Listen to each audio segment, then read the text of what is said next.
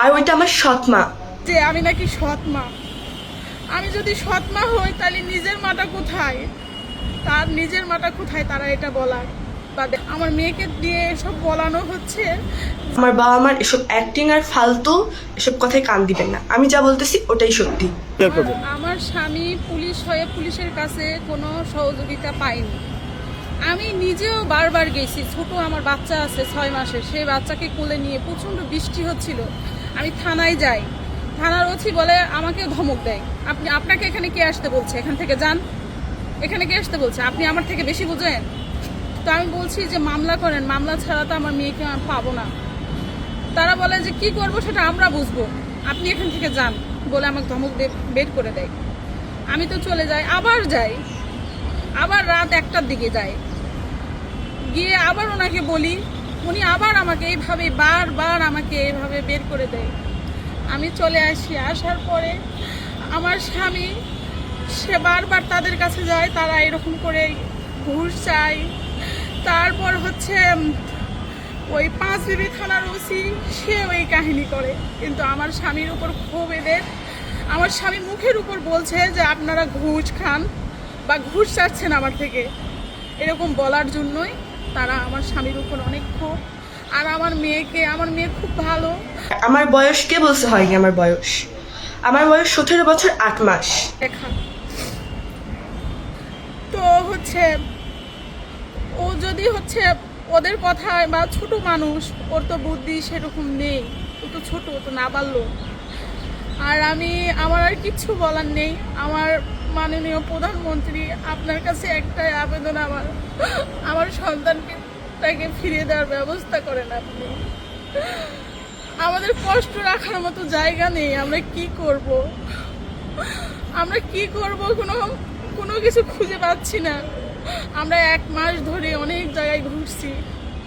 আমার স্বামী মানে কান্না করতে করতে, আমাদের ঘুম নেই, খাওয়া নেই, ছোট একটা বাচ্চা, তাকে নিয়ে আমরা কোথায় কোথায় ঘুরতেছি। তো আমার বাচ্চাকে দিয়ে বলানো হচ্ছে আমি নাকি সৎ মা, আমার অত্যাচারে নাকি মেয়ে চলে গেছে। এই যে দেখেন, তাহলে সৎ মা হইলে তাহলে কি আমার সঙ্গে তার ছোটবেলার এগুলো ছবি থাকতো? আপনার মেয়ে দাবি করছে আপনি প্রচুর নির্যাতন করতেন তাকে, এবং সে তো তার যে ছেলের সাথে গেছে সে ভালো আছে, সে সেটাও দাবি করছে, এবং সে ভালোবেসে তার কাছে গিয়েছে। এটা একটু না, বলুন। এটা মিথ্যা কথা। এই যে দেখেন আমার মেয়ের সঙ্গে আমার ছবি, ও তো একটু ছোট মানুষ, তাই না, অনেক ছোট। ওকে যা বলাচ্ছে, যা করতেছে, ওরা যা বলাচ্ছে সেটাই বলতেছে, ঠিক আছে। ওই ছেলের সাথে আপনার মেয়ে তো বলতেছে সে রিলেশন করে চলে গেছে এবং ভালো আছে। একটু বলেন তো আসলে তাদের সাথে তাদের পরিচয় কিভাবে বা কি, আপনারা কি জানেন? আমাদের পার্শ্ববর্তী গ্রামে ওদের বাড়ি। এই যে আচ্ছা, ওই ছেলে হচ্ছে আমার দেবর। আমার দেবরকে আজে বাজে কথা বলতো, মানে ফালতু ফালতু কথা বলতো। আমার দেবর আবার ওকে বলতো যে একবারে চর মেরে কই আপনার কি ক্ষতি করব দেখতে পাবো, এরকম করে হুমকি দিত। আপনার কি ক্ষতি করব আপনি দেখতে পাবেন। তারপরেই তো ভাই এই যে এগুলার থেকেই এসব করে ফেলছে ওরা।